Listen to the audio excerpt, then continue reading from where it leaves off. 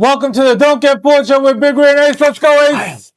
Bam. All right, boys and girls, cannot wait, Big Ray. There's nothing like the weekly episode. Been waiting all day to shoot. So much going on in the football world, and cannot wait till we get into it. I want to welcome everybody back to the channel for the new episode. If you are new to the channel, hit the subscribe button. Hit the like button and comment below. We're going to start you guys off with the quote of the day. Quote of the day. The toughest thing about success is that you've got to keep on being a success. Talent is only a starting point in business. You've got to keep working that talent. Once again, the toughest thing about success is that you've got to keep on being a success. Talent is only a starting point in business. You've got to keep working that talent. By Irving Berlin, songwriter. Any thoughts, Big Ree? Quote of the day? Nothing to say here.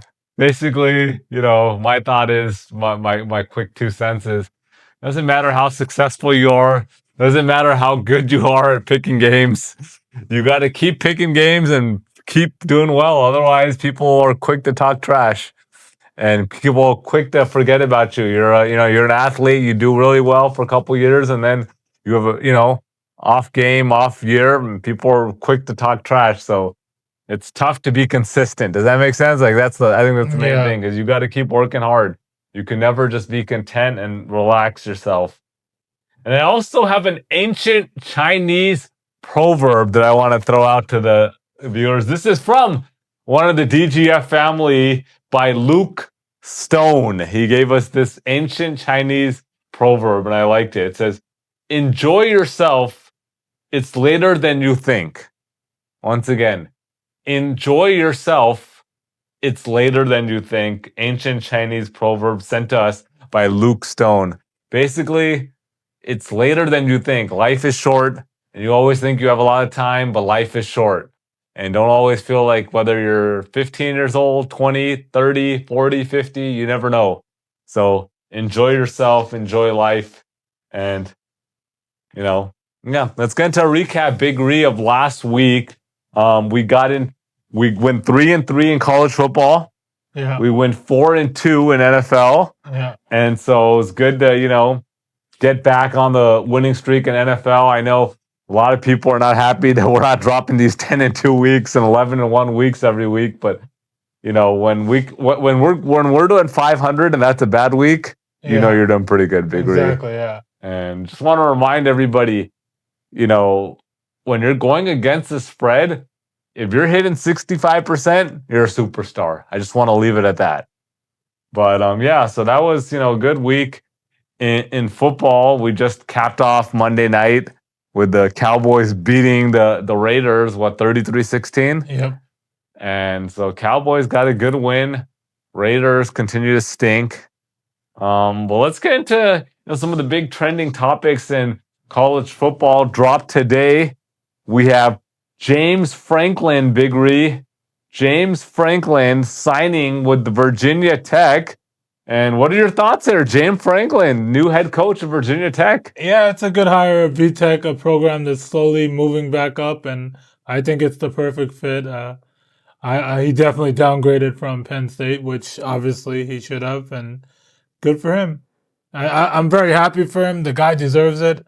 And VTech, I don't know what the salary is and whatnot, what the details are, but this guy deserves it. Well deserved. Yeah. I mean, look, he's shown that he's a good coach. I wouldn't say he's a great coach, but he's shown that he's a good coach between Vanderbilt and then Penn State, and he made Penn State very relevant after there were some big scandals going on over there. For sure. And, every year they were competing, and then things just kind of played out what they are. And I think he made the right decision. I didn't want to see him go to some SEC school or anything like that. I think fits his personality. Go to one of these schools that's known, right? Like, you're going to recruit some talent, especially in Virginia, and you're going to recruit some talent, and there's not as much pressure as going to like a huge SEC school. Yeah. He has time. Give him 3-4 years to develop this school, and I think it fits his personality. It's a win-win for both sides.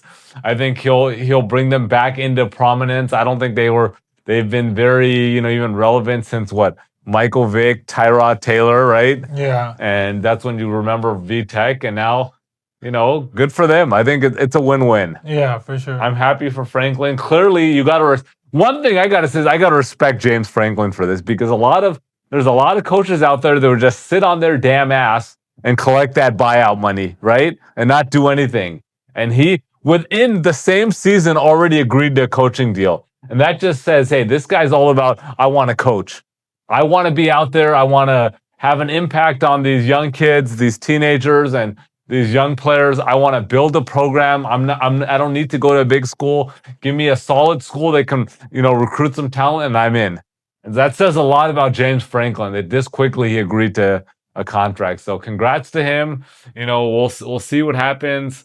Then, quickly within college football, a couple of big upsets. We had the number one, and I know you know damn well about this upset, Big Ree. Alabama going down to Oklahoma and lost to Oklahoma.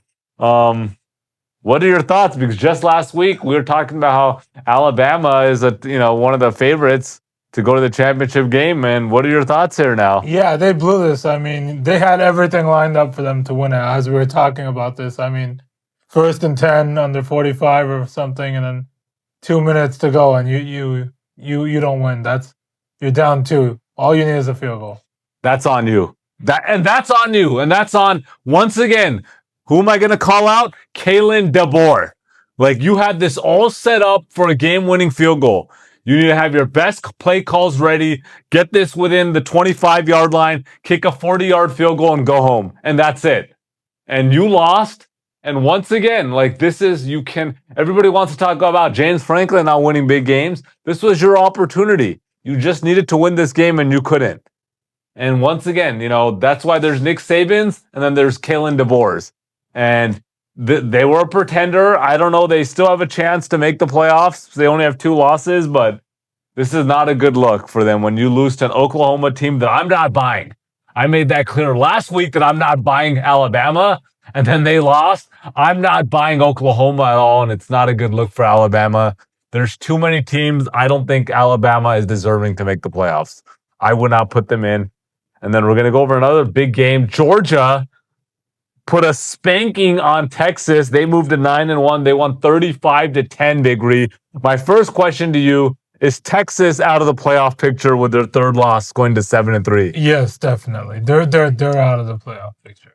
I agree with you. And I put all the blame on Steve Sarkisian here. They wanted to go with this, let's get Arch Manning. And they just completely just messed this up. They didn't need to go after Arch Manning. The program was set, just keep paying that NIL money, get one of those high valued transfers, and make the championship, the playoffs. Most likely make the semifinals, and maybe make the championship game. They wanted to go after Arch, and unfortunately, Arch isn't the guy. I think Arch is going to actually be a good NFL quarterback, right? Because I think that's different. He'll be able to develop. But in this day and age, when you're trying to make championships in college football, Arch isn't the guy. The landscape of college football has completely changed. What about Georgia? They moved to 9-1, Big Ree. Yeah, they're the real deal. They're definitely making the playoffs. This was my favorite, like behind Ohio State, that they're going to make the championship game, and I think they've cemented that they're going to make at least the semifinals. They're a really good team. They're not a great team, so they're vulnerable when it gets to playoffs. But they're, like I said, this is just Ohio State, then Georgia, and then everybody else.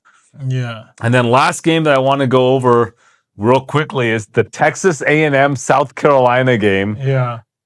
South Carolina is up 30-3. Yeah, I was 30-3, Big Ree. And Texas A&M puts up 28 straight points to come back and win this game to go 10-0 to be number 3. What are your thoughts there, Big Ree? Yeah, they were 10-1 at halftime, just for the record. 10-1. Yeah. Wow. Texas A&M was. Did you get any juice on that? Yeah. And then secondly, they almost threw this game away because they were in the red zone. they were about to score a touchdown. They turned it over. So they got very lucky there. But yeah, crazy game. It was 30-3. I thought it was over, but it's never over till it's over. And yeah, credit to Texas A&M. And one funny thing I want to point out to you: before the game, they announced that they were going to make the official announcement that they're giving Texas A&M is giving their head coach a 6-year extension. Yeah. I remember that, and I was like, "Oh, this is just." And then when they were down big, right? So I liked South Carolina plus 17 in this game. Okay, Yeah, I didn't take it on our video, but I really liked that one, and so I was like, okay, like and I thought these guys were on upset alert as well. Okay, so that was one of like things I really liked that last weekend, and then I was like, holy crap, they're just getting spanked, and I was like, what's the chance that they give this coach after 1 year an extension, right? And then boom, right? Like I was like, oh man. But then they came back and won. Crazy. Yeah. One of the craziest comebacks that I've ever seen. For sure. We've seen a few of them, especially in college, but that was a good one. But yeah, let's get to the BS segment of the show, Big Ree. Let's get to the BS segment. Big news here in Los Angeles is we got the rain, Big Ree. 5 straight days of rain here. Yeah. And it's coming down. We're feeling it. We're not used to this. How are you enjoying I hate the rain. I love the heat here when we have the heat. I hate the rain. What the rain is for us is the snow for the East Coast people. When it rains, most people don't leave the house. Yep. There's less traffic. Yep. People stay in. It's just like, oh, okay, we're not going to go anywhere. That's pretty much what it is. People are just staying home. The roads are very empty. Nobody knows how to drive when it starts raining. You see, when you get on the freeway, you see accidents left and right. Yeah, exactly. But I mean, I like the rain. I don't mind the rain. I mean, I've always said this. I hope to in the future try to spend a couple of weeks in the East Coast during the winter time just to get that feel. So I don't think I'll ever move out to the East Coast, to be honest with you guys. But New York, I got a special place in my heart for New York. Yeah, and and Detroit. Chicago, those areas that I would love to just go there for just a couple of weeks, maybe like 3 weeks, in the wintertime and just enjoy the cold snow and the rain. And so I like the rain. But I was even thinking today, I was like, damn, we're filming tonight. It's going to be raining. I want to go get my first glass of Abuelita. I've not had Abuelita, and wintertime is here. Yeah. I know we got some whipped cream in the refrigerator, and I'm just gonna go and make some. Maybe we can make a special request and have it on Thanksgiving. Okay, yeah. Well, me and Big Ree will be together on Thanksgiving. Cannot wait for that. We'll discuss that next week on the BS segment of the show. Always Thanksgiving episode, but yeah, maybe we'll have Abuelita. Yeah, we should. I mean, who's gonna say no to Abuelita with some whipped cream? So what is it called, Abuelita? Because one of my friends is saying no, it's not. It's like, probably not called Abuelita. Because I think just the Nestle brand is Abuelita. Because then someone told me the Ibarra brand is very much better. Like it's more authentic. I remember you telling me this last year. Yeah, or a couple years ago, and you did give it to me. And I've tried it, and I'll be honest, I like the Abuelita brand better. But I think the Ibarra is probably more authentic. It's probably really from Mexico, and I don't think the actual name of hot chocolate. I think Abuelita is just a brand. I think Abuelita means grandma. I think it does. Yeah, Abuelita means grandma. Just correct us if we're wrong. Anyone who knows Spanish. I'm pretty sure you're right. It means grandma. So and it has a face of a grandma. Yeah. So it feels like grandma's cooking you some hot Abuelita, hot chocolate. And obviously hot chocolate in Spanish, hot is what? How do you say? Caliente? Caliente is, spicy. Fresco is cold. Fresco. It's not coming to me, Big Ray. We got to think about it. What is it? Hot. Big Ray, we cannot move on until we know how do you say hot in Spanish? Not frio. Frio is cold. Frio. Ay. We gotta move, Ace. Come on, real quick. We'll give it like 30 more seconds, Big Ray. We gotta know. Fuego? It might be hot too or spicy, but frio is cold, right? Freaking! How do we not know this? This is embarrassing. Hot chocolate. Coca is chocolate. Coca, Yeah. right? Yeah. Okay, let's just move Cacao. on. Yeah. Anyhow, I mean, somebody's gonna comment how do you say hot in Spanish is embarrassing. But yeah, cannot wait for that. Are you excited about I'm always excited. you're always excited. I was gonna ask you if you're excited about Thanksgiving, but I don't know what to make of you always being excited. So are you excited about Thanksgiving, Big Ree? Absolutely. Cannot wait. Always. Nothing like that's like the once we get to Thanksgiving, like that's like that last 35 days of the year. That's it. It's just holidays. So I cannot wait. Want to give a shout out. Congratulations to our boy Javi. Javi got a new car. So shout out to Javi. Rolled with Javi today. The first thing he wanted to do. The guy got the brand new car yesterday. Okay. And I don't know, Javi's got some connections. Normally you go, I don't know about you, Big Ree. When I get a new car, I go to the dealership, check it out, test drive the car, and then, get the car, drive it home. Javi got the car delivered to his house. They literally delivered the car, brand new car to his house. And the first thing he wanted to do was like get the tints on there. Number one thing, he wanted to go get the tint. So he asked me, hey, can you give me, pick me up from the tint shop? They need 2 hours. So I went and picked him up. He got the car tinted, limo tint in the back, and I think he got a little bit lighter in the front. Looks good, looks clean. I'm not going to say what type of car it is. I don't want to put Javi on the spot, but I'll say the color of the car. It's that new color that's very popular, that urban gray kind of color. Yeah. That what color I'm talking about. It's like a light gray. Yeah. So it looks good. Then he's telling me he's already going to get, and I actually recommended this to him, and he was already on it before that, though. He's like, yeah, I'm already, is getting a dash cam.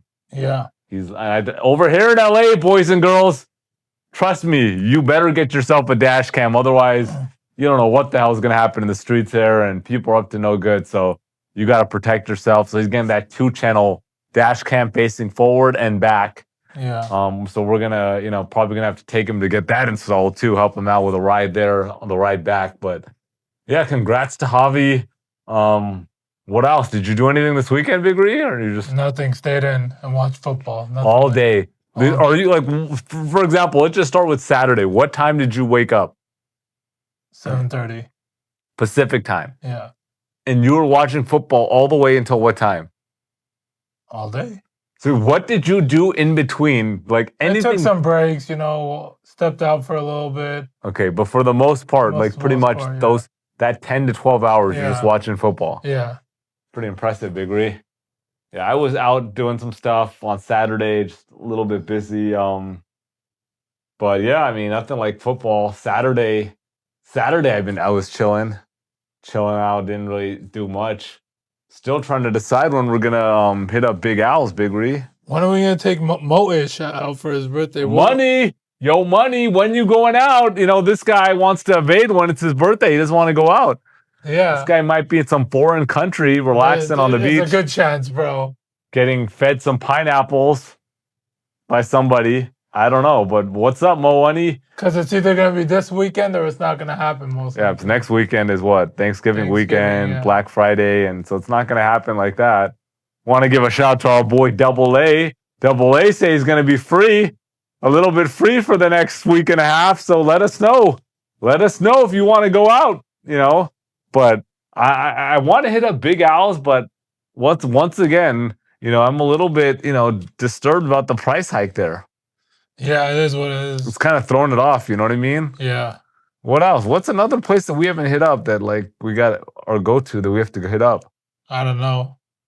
A lot of places, but they're all out in the OC. A lot of places are popping up, but that's number one. We still haven't hit that Detroit-style pizza place. Yeah. Have you ever had Detroit-style pizza, like legit? Yeah, I've been to Detroit, sir. But what's the difference between this Detroit-style pizza and Chicago-style? I don't know. Well, I can ask ChatGPT right now. No. I know, obviously, Chicago is deep dish. I think theirs is like a square style. And that's it? Just a square style? No, it's probably something else. It looks a little thicker. Yeah.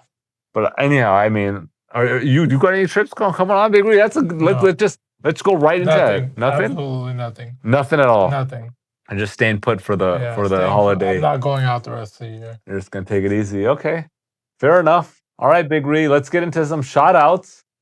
Shout out to Cartel Franklin.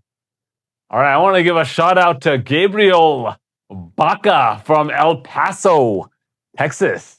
Shout out to KJ Philly. He said checking in from Philly. Always checking in from Philly. We love Philly.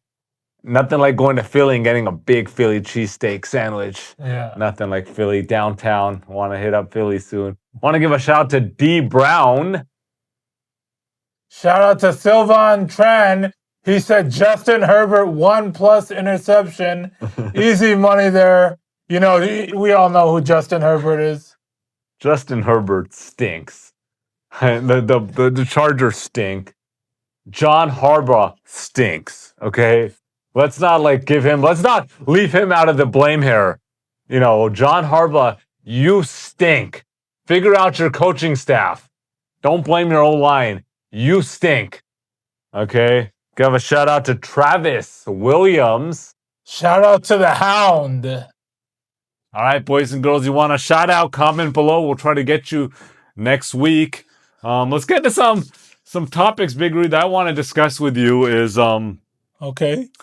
Eagles versus Detroit Sunday night. Eagles defeated Detroit 16-9.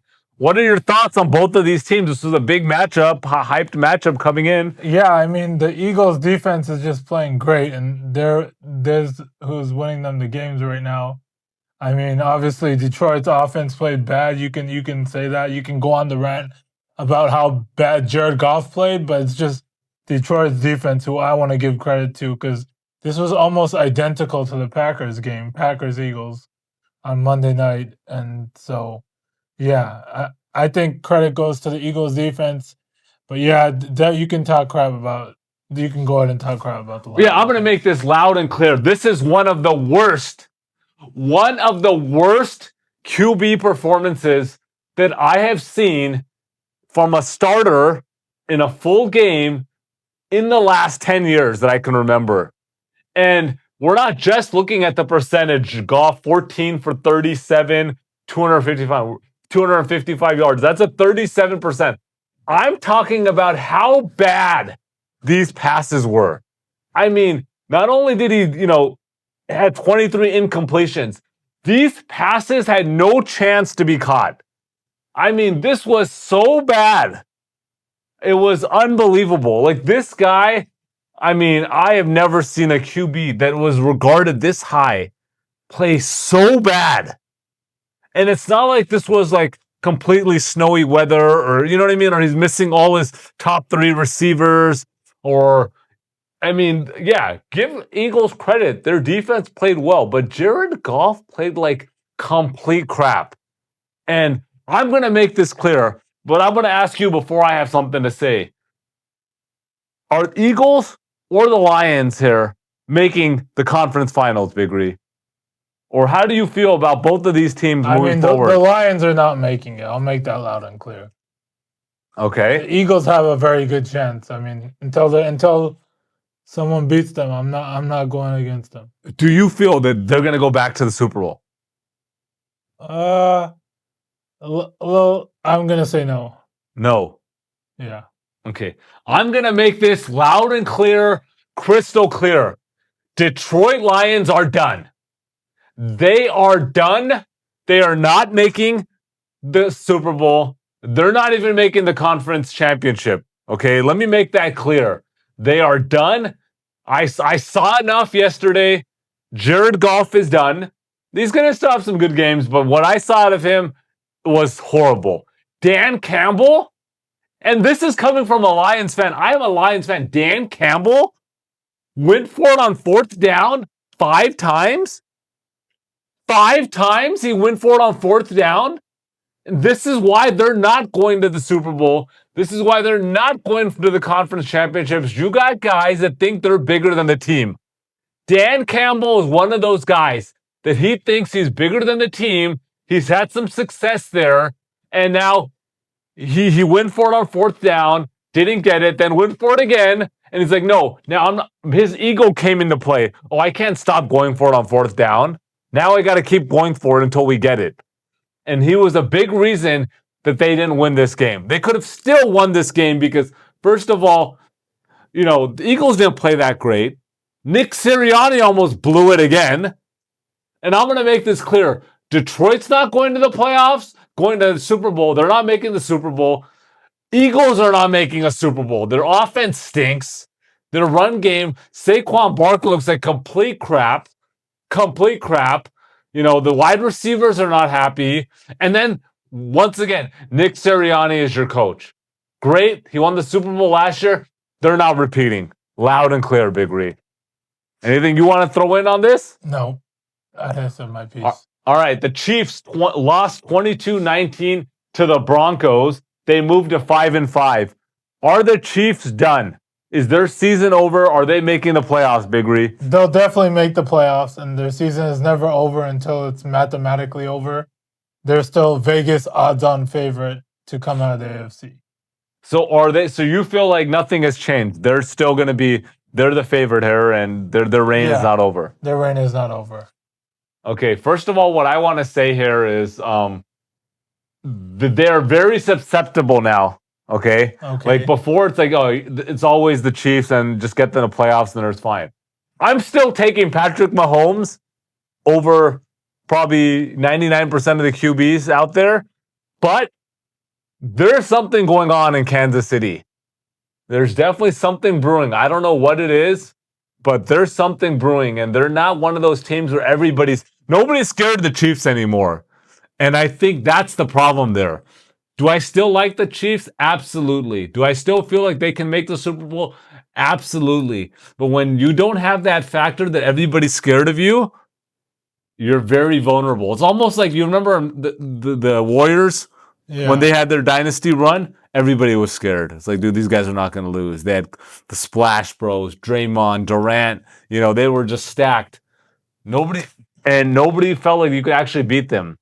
The Chiefs you felt that way. You don't feel like that anymore. Yeah. Especially, and let's not talk about how they play this year. Let's not forget, they got a spanking by the Eagles in that Super Bowl. Yeah. And it's just continued this year. So, Jamar Chase, Big Ree, he's been suspended one game for spitting. At least allegedly it's shown on the video that he spit on Jalen Ramsey. And first of all, what are your thoughts on this one-game suspension? Yeah, he deserves it after causing all that drama, and now he's trying to deny it. He deserves it 100%. Sometimes you got to accept that you messed up, and you can't accept it. And now you're trying to file an appeal, and that appeal is not going to get accepted. Sorry, brother. 100% agree with you, Big Ree. There's no place in the NFL for you to spit on another player. I do not talk all the trash you want, push people, do whatever you want, right? But don't spit on somebody. That's just a dirty move. I don't like it. And I'm very disappointed because I'm a big Jamar Chase fan. I personally think he's the best wide receiver in the NFL. No question about it. And you can name, Justin Jefferson. You can name Jackson and Jigba, all these guys. This guy's the best receiver, and he's very like a calm dude, right? Overall. But, he made a mistake. We all make mistakes. So it is what it is, and you move on. He shouldn't appeal, but I get it. He wants to appeal, but it's not going to happen. He's going to be suspended. He's lucky he's not suspended 2 games. Yeah. And one thought is, like, everyone's giving him a hard time that he lied in the press conference. Honestly, what do you expect the guy to do? He's not going to come out there and say, I spit in his face. He's not going to say that, right? Like, it is what it is. And he didn't know that there's footage out there. So whatever. I have no problem with that. What do you mean he didn't know footage is out there? Everything is damn recorded. Yeah. Come on, stop it, Ace. Yeah, but look, the dude, you have your helmet on. Somebody's got to zoom in on some saliva coming out of your mouth. We got everything. It's 2025. It's true, but so you can't and then you just put him on the spot. Why is the effing reporter asking him this type of question? And you know what? But that's a Jamar Chase fault. He should say, next question. Next question. If you think I spit on him, go watch the video. Do you get what I'm saying? He doesn't need to answer these reporters. Sometimes these damn reporters come up to these players after they just got their ass kicked, right? And want to ask them questions. And the players need to be able to say, hey, and this is where the code organization needs to be able to tell these players, you don't need to answer every question. Some of these reporters are in your face and they think they can just ask you whatever question they want and you have to answer it. Like, get out of here. Nobody owes you anything. Next question. Simple as that. Like, don't put these guys on the spot. Like, it is what it is, but that's a team thing or an agent thing. Like, you don't need to answer to these guys. You can say next question, end of story, and move on. Oh, you asking me a question about what happened on the field? Go watch the footage. You're so worried? Go watch the footage. It's all there. Why are you asking me anything? Go watch the footage. The reason they're asking him is because they want his answer, and they need to put that in their story. Of course they want their answer, and I want a brand new Ferrari. Doesn't mean I'm gonna get it. But it's their job, bro. It's not their job. Yes, it is. No, it's not. They're a damn reporter. They have to go ask him the questions after the game. Yeah, it's but their freaking job. He doesn't need to answer it. He doesn't need to answer anything. He doesn't need to answer it, but they have to ask No, him. they don't need to ask these stupid questions. You need to get the good headlines. Did you spit on him? Go watch the video. If you want to find out, you just said 2025. Everything is out there. Go watch it. Even if they saw it, but they want what they want what happened. Yeah, but from these are both just sides. bonehead reporters want to ask these stupid questions, and somebody needs to give more guidance to these players to say, hey, you don't need to answer questions that you don't want to answer. Now this is the whole thing. Everybody's more upset that Jamar Chase said, oh, I didn't spit on him, than him actually spitting on him. They're more upset about that. And if he didn't answer the question, this wouldn't even be a discussion. They would just say, hey, footage shows you spit on Jalen Ramsey. He doesn't even need a comment on it. He gets suspended and he moves on. But because he got baited into it by this reporter asking him the question, he could have just said no comment. So it is what it is. Let's get to the Rams. The Rams beat the Seahawks 21-19, Big Ree. And Sam Darnold, 29 for 44, 4 interceptions. What are your thoughts there on Sam Darnold? Yeah, I mean, Darnold's a great quarterback, but he just can't come into the big games. This was a big game, and he let him down again. And Matthew Stafford just played great, and he's the odds-on MVP now. We were talking about this right before the shoot. Yeah, I mean, unfortunately, I'm a big Sam Darnold fan. He's a former USC player, so I root for all the SC guys, and he played well. He's been playing well all season, but this guy had 4 interceptions, no touchdowns, and this is kind of going back to last year when they played Detroit. He played horrible. You remember that in the last game of the season to secure things. Then he played really bad against the Rams. Yeah. And so those are 3 big games that he just did not play well in. And so, but I get it. There's a lot of crap that, hey, Sam Darnold's not performing, but honestly, he's been performing all season. He's been performing. He had a few bad games over the last 2 years. That happens. It is what it is. He's still a really good quarterback, and he's shown that. And the bigger story here is everybody wants to talk about the Seahawks. They played so bad, and they still could have won this game. They still could have won this game. And honestly, the Rams started off well. They had 4 interceptions, and you barely win by 2 points. Yep. I think this is more telling on the Rams, and everybody's going to jump on the Rams bandwagon. We're here in LA. We're Rams fans, but you got 4 interceptions, and you win by 2 points and almost potentially lose this game? That does say a lot. I think this says more about the Rams than it does about Sam Darnold. Like, oh, well, they weren't expected to win this game. And this was supposed to be a close game, and it was. Yeah. End of story. Nothing else to talk about. Real quickly, Michael Penix Jr. out for the season, Big Ree. Yeah, I mean, he wasn't doing that good anyways. Kirk Cousins should fill in just fine. Yeah, I mean, Atlanta's 3-7, so it doesn't matter. They're not making the playoffs. Nobody cares. Penix Jr., he had injury problems in college. Right? I think he had torn ACL twice. And so, I feel bad for him. Hopefully, well wishes to him that he gets better, recovers, and he's back. But he wasn't playing great this year. And Atlanta wasn't playing great. So I don't think it's that big of a storyline. Josh Allen, he played well against Tampa Bay. They got the win. He had accounted for 6 touchdowns, Big Ree. 3 passing touchdowns, 3 rushing touchdowns. How do you feel about? Yeah, he played great, but their defense just completely played bad. Very concerning. At home. At home. I mean, you put up 44 points, but your defense gives up 32 points to Tampa Bay without a couple of their top receivers. Real quickly, can they still win the division? Yes, they can. I think. Do you think they're going to win the division? No. I'm going to call it right now. I think Buffalo wins the division. I'm calling it right now. I think Buffalo still wins this division, even though the Patriots are the favorite right now. But I think Buffalo still wins this division. I think they clean it up. They go on a roll. And lastly, I have to say this. I have to ask you, Shaduer Sanders, first action of the season. Dylan Gabriel got hurt. He came in. He went 4 for 16, 47 yards, 0 touchdowns, 1 interceptions. What are your thoughts on, Shaduer Sanders and his performance? Yeah, he just played awful. I mean, there's no other way to put it around. There's no beating around the bush, but it's just I don't like to judge off half a game, and I'll give him the benefit of the doubt, and we'll see on Sunday versus the Raiders. He's going to start, so. Yeah, I mean, my thought is this was a horrible, horrible performance by Shaduer Sanders. He did not look prepared at all. He looked really, really bad.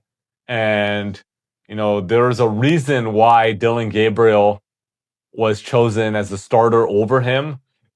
But with all that being said, he looked bad, but I'm going to agree with you. There's no overreaction here. I'm going to make this clear, and I said this before the season started. I said this before the draft started. I like Shaduer Sanders over Cam Ward. I think Cam Ward is going to be one of the biggest busts in NFL history. And I think Shaduer Sanders has a better career than Cam Ward.